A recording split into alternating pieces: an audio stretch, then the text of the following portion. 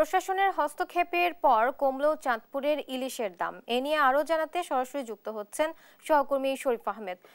শরীফ, KG প্রতি ইলিশের দাম কত কমেছে এবং জনমতে স্বস্তি ফিরেছে কিনা এই বিষয়ে জানাবেন।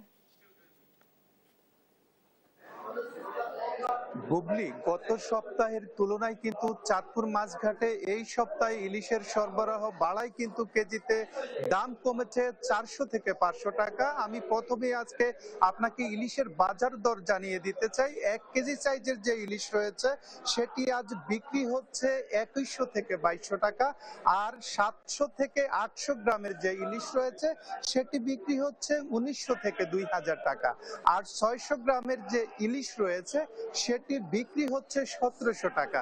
আমি সকাল থেকে দেখেছি ক্রেতা বিক্রেতাদের উপস্থিতিতে সরগরম হয়ে উঠেছে চাঁদপুর মাছঘাট।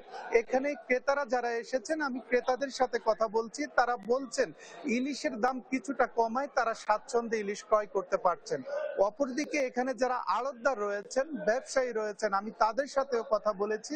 তারা বলছেন সাগরে মাছ ধরা শুরু হওয়ার পর কিন্তু ইলিশের সরবরাহ চাঁদপুরে বেড়েছে এবং ইলিশের সরবরাহ বাড়ার সাথে সাথে কিন্তু 400 থেকে 500 টাকা কমে এসেছে। আরেকটি খবর আমি আপনাকে জানিয়ে দিতে চাই, চাঁদপুর ইলিশের দাম নির্ধারণে কিন্তু জেলা প্রশাসক ইতিমধ্যে মন্ত্রণালয়ে মৎস্য ও প্রাণী সম্পদ মন্ত্রণালয়ের সচিব বরাবর চিঠি প্রেরণ করেছেন। তিনি চিঠিতে উল্লেখ করেছেন যে ইলিশের উৎপাদন খরচ না থাকলেও আহরণ, সরবরাহ এবং সংরক্ষণের ব্যয় কিন্তু ধরে এর বাইরেও কিন্তু ব্যবসায়ীরা ইলিশের দাম নির্ধারণ করছেন।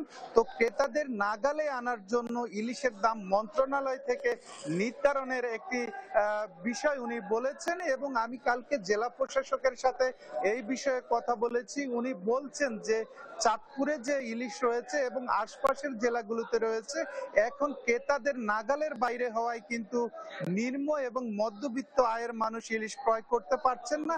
উনি চাচ্ছেন যে আসলে ইলিশ আহরণ, সরবরাহ, সংরক্ষণের ব্যয়ের কথা লক্ষ্য রেখে ইলিশের দাম নির্ধারণ হওয়া উচিত। এতে করে কিন্তু যারা প্রান্তিক মানুষ রয়েছেন, নিম্ন আয়ের মানুষ রয়েছেন, মধ্যবিত্ত মানুষ রয়েছেন, তাদের ক্রয় ক্ষমতার মধ্যে আবারও কিন্তু ইলিশ চলে আসবে।